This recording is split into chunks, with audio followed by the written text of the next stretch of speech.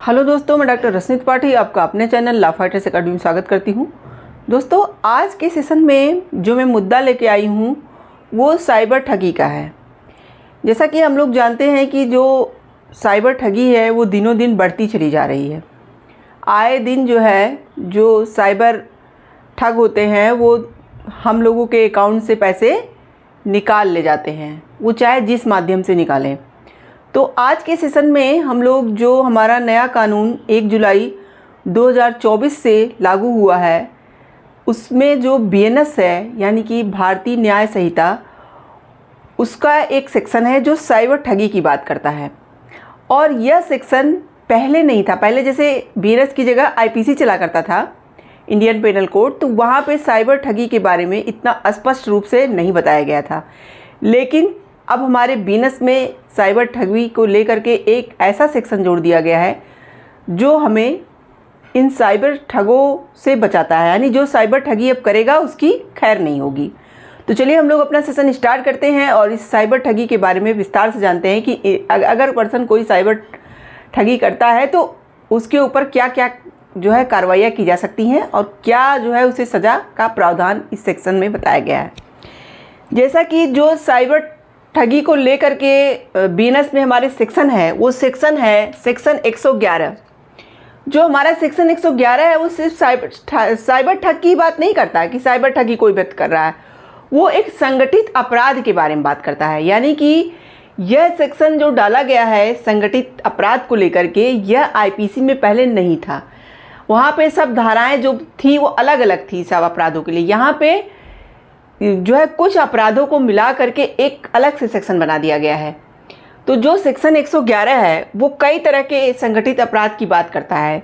जैसे एग्जाम्पल के तौर पे आपको बताते हैं, जैसे डकैती, वाहन चोरी, जबरन वसूली करना, साइबर अपराध या ठगी करना, भूमि पर कब्जा करना, ऐसे बहुत सारे अपराध हैं जो इसके अंतर्गत डाले गए हैं। तो आज हम लोग का जो मेन अपराध हम लोग लेके चलने वाले हैं वो साइबर अपराध यानी साइबर ठगी कैसे होती है, इसके बारे में हम लोग बताएंगे और जानेंगे कि मतलब इस अपराध के लिए क्या क्या सज़ा के प्रावधान है। जैसा कि जब हम लोग जानते हैं कि ज़्यादातर हम लोग के अकाउंट से कोई पर्सन किसी तरह OTP मांग लेता है, हमें मतलब एक कोई मैसेज किया, और जैसे कि कभी कभी एक बार मेरे पास भी इस तरह की कॉल आ चुकी है। एक पर्सन ने मेरे पास वेबसाइट से मेरे पास एक मैसेज भेजा। उस मैसेज में मेरे लिए एक OTP नंबर आया।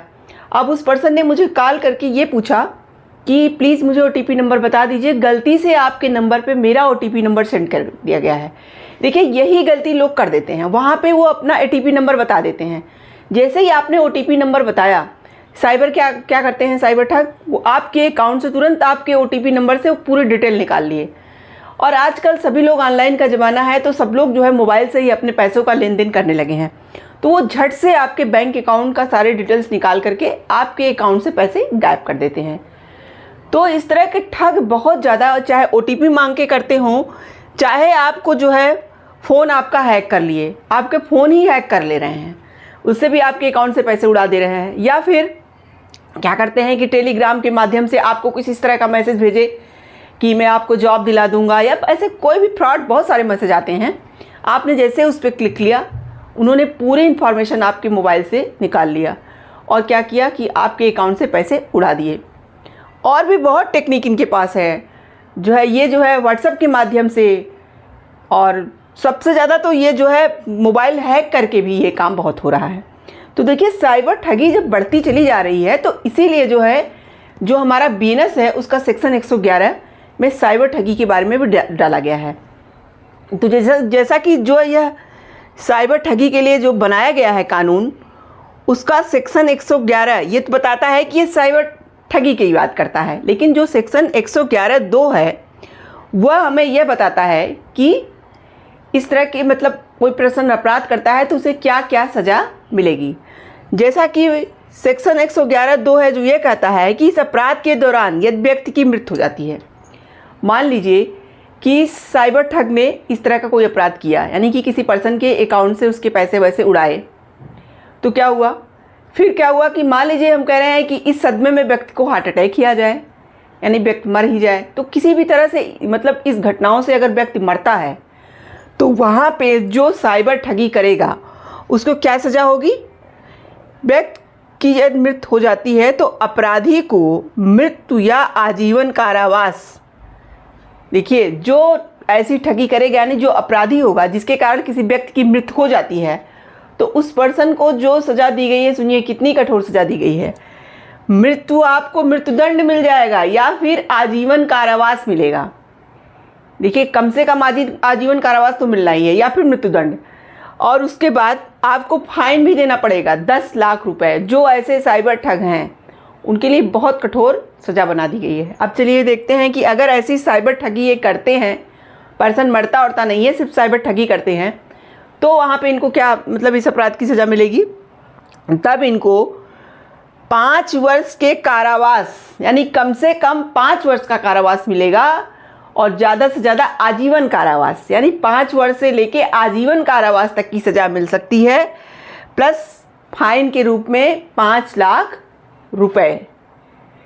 सोचिए, देखिए कितना इस अपराध के लिए कठोर सज़ा बनाई गई है कि अगर आप इस तरह का करते हैं, आपने 5,000 ही किसी के अकाउंट से निकाला, 2,000 ही निकाला, 1,000 ही निकाला, पैसे की मतलब वो नहीं है, अमाउंट का कोई यहाँ पे मसला नहीं है। मसला ये है कि आपने साइबर ठगी किया, तो आपने अगर 10,000 भी निकाला तो वैसे लोगों की खैर नहीं।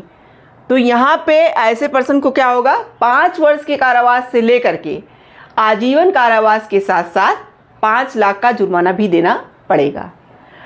अब चलिए आगे और समझते हैं और इसमें क्या हो सकता है। और समझिए, अगर उस अपराध में कोई व्यक्ति उनका साथ दे रहा है, यानी कि उस अपराध को करने के लिए वो दुष्प्रेरित कर रहा है एक पर्सन को, या फिर प्रयत्न करवा रहा है उसके साथ, या षड्यंत्र कर रहा है और उसकी मदद किसी भी तरह कर रहा है, तो वह पर्सन भी फंसेगा। उस पर्सन को क्या सज़ा है?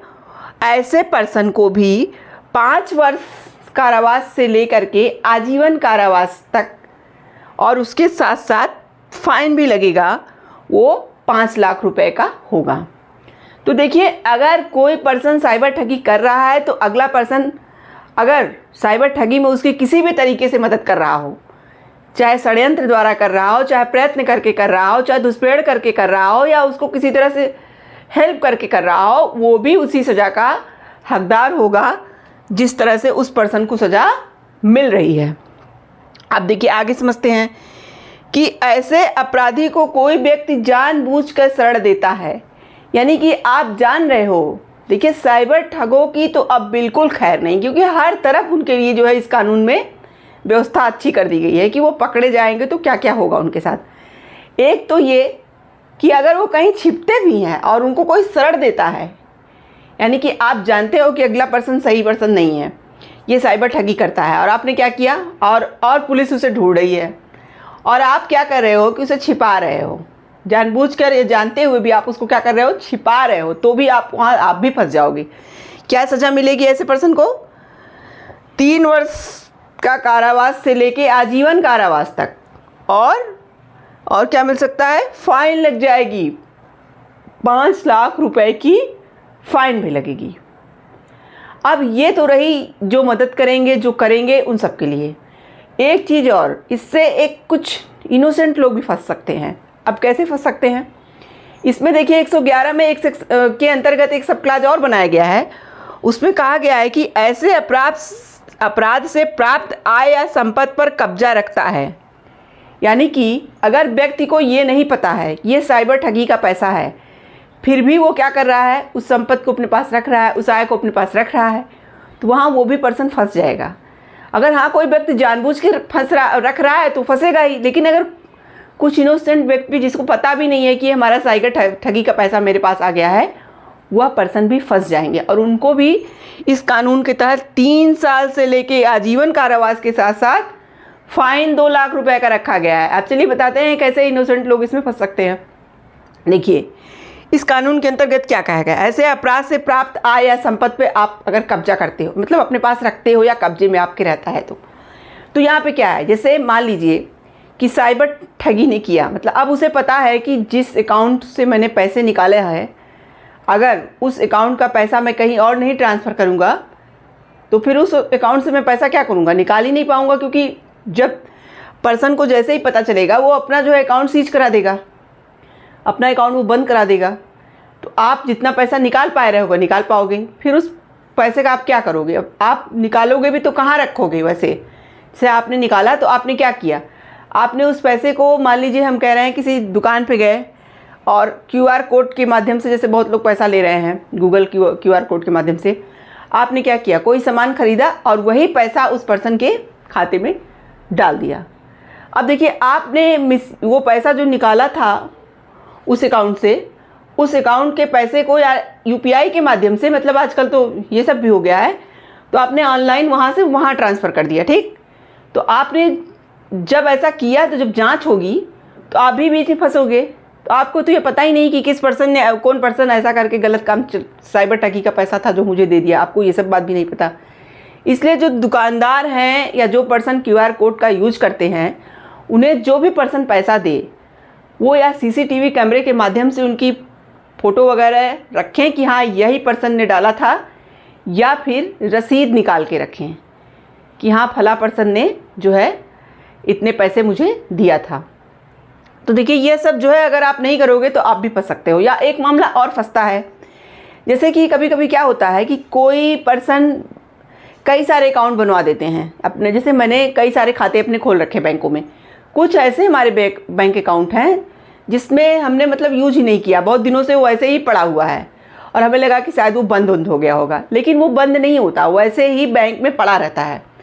तो साइबर ठग क्या करते हैं, ऐसे अकाउंट का भी मिसयूज करते हैं। वो आपके नाम का है लेकिन यूज वो कर लेंगे, और यूज वो करेंगे, और जब मामला फंसेगा, जांच पड़ताल होगी, तो आप भी बीच में फंस जाओगे। ये होगा कि आप उसकी मदद कर रहे हो, आप उस पैसे को जो है लेके रख रहे हो, तो देखिए इस कानून के तहत आप भी फंस जाओगे। तो यह सब चीज़ें ध्यान में देना होगा, क्योंकि अब जब साइबर ठगी बढ़ रही है तो ऐसे इनोसेंट लोग भी बहुत फंस के आ रहे हैं, जो कुछ नहीं करते बेचारे। चूँकि अब इस तरह का कानून बन गया कि अब हर कोई इस तरह के मामलों में अगर थोड़ा सा भी इधर उधर से भी फंसा दिया गया तो फंस जाएगा। तो इसीलिए बहुत सतर्क रहिए, बैंक में फालतू अकाउंट न रहने दीजिए। अगर आपको लगता है कि मेरा यूज का अकाउंट नहीं है तो उसे हटा दीजिए।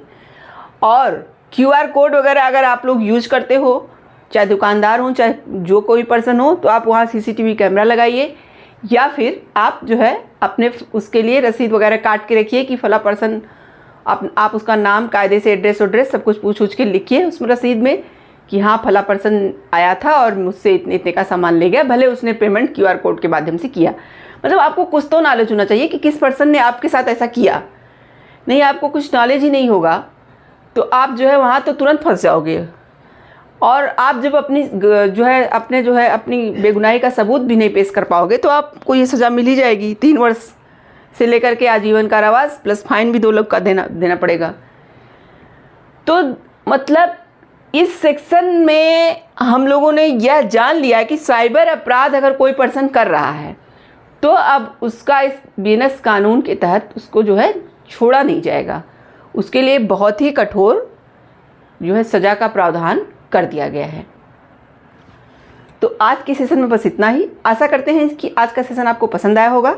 आप मेरे चैनल को लाइक कीजिए, सब्सक्राइब कीजिए, शेयर कीजिए और बेल आइकन को दबाइए, जिससे ऐसे ही नई जानकारी उसमें आपको अवगत कराती रहूँ। तो थैंक यू वेरी मच।